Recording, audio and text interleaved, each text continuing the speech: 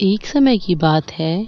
रमेश अपनी पत्नी के साथ एक छोटे से शहर में रहता था और रमेश दूसरों के घर में सफाई करने का काम करता था और उससे जो पैसे आते थे उससे उनका घर खर्च चलता था। रमेश का एक बेटा भी था जिसका नाम राजीव था। राजीव की उम्र 15 साल की थी। रमेश के पास ज्यादा पैसे ना होने के कारण राजीव कभी स्कूल नहीं जा पाया। वह अपने पिता के साथ ही काम पर जाता था और अपने पिता की मदद करता था। फिर एक दिन की बात है जब राजीव के पिता रमेश की तबीयत खराब हो गई तो रमेश ने राजीव से कहा, राजीव बेटा, आज तुम काम पर चले जाओ। मेरी तबीयत ठीक नहीं है, इसलिए मैं आज काम पर नहीं जा पाऊंगा। जी पिताजी, आप चिंता ना करें, आप घर पर आराम करो, मैं काम पर अकेला ही चला जाता हूँ। राजीव इतना कहकर काम पर चला जाता है और उस दिन महीने की 1 तारीख होती है। इसलिए जिस सेठ के यहाँ राजीव काम करता था वहाँ से उसे उस काम के पैसे मिलने वाले होते हैं। वह दिन भर काम करता है और शाम को जब घर आने को होता है तो उसका सेठ उसको पैसे देता है और साथ में एक सिक्कों की पोटली भी देता है। इसके बाद राजीव अपने घर आ जाता है। घर आने के बाद रमेश राजीव से पूछता है, बेटा पैसे मिल गए? हाँ पिताजी, यह लीजिए पैसे।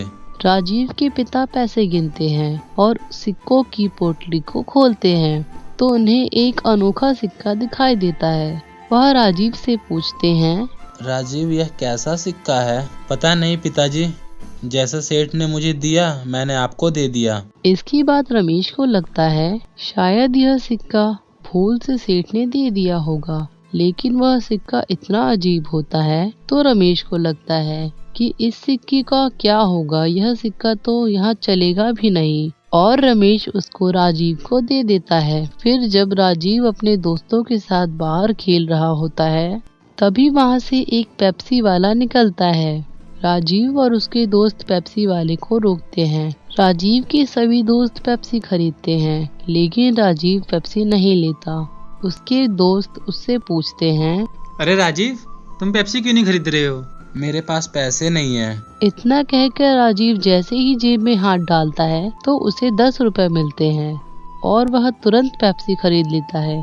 अब वह घर जाकर अपने माता पिता को यह बात बताता है कि उसको जेब में 10 रुपए मिले तो सबको लगता है हो सकता है कभी राजीव खुद ही रखकर भूल गया हो। फिर एक दिन रमेश की तबीयत बहुत ज्यादा खराब हो जाती है और वह बेड से भी नहीं उठ पाता है और डॉक्टर उसे आराम करने के लिए कहते हैं और साथ में यह भी कहते हैं, आपको इन्हें किसी बड़े अस्पताल में दिखाना पड़ेगा। राजीव और उसकी माँ दोनों बहुत परेशान हो जाते हैं कि इलाज के लिए इतने पैसे कहाँ से आएंगे।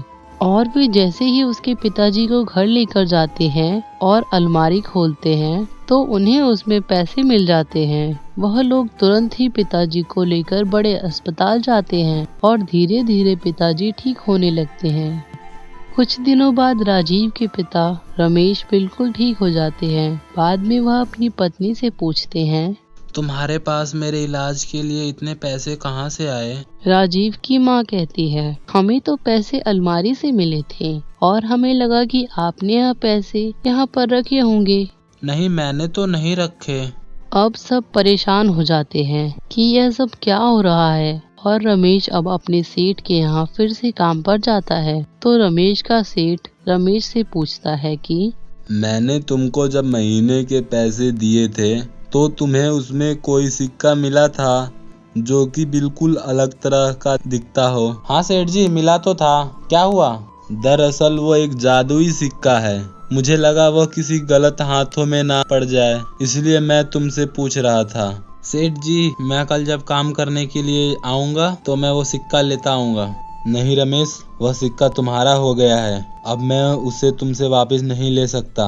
जिन्होंने मुझे वह सिक्का दिया था उन्होंने सिर्फ यह कहा था कि यह सिक्का गलत हाथों में ना जाए। अब तुम उस सिक्के की देखभाल करना और यह बात तुम भी ध्यान रखना कि वह किसी गलत हाथों में ना चला जाए। और अब रमेश समझ जाता है कि उसके घर में पैसे उस सिक्के की वजह से आ रहे थे। अगर आपको ये वीडियो अच्छी लगी तो लाइक करें और हमारी आगे की कहानियों को देखने के लिए हमारे चैनल को सब्सक्राइब भी कर ले। और हाँ दोस्तों, कमेंट करना ना भूलें।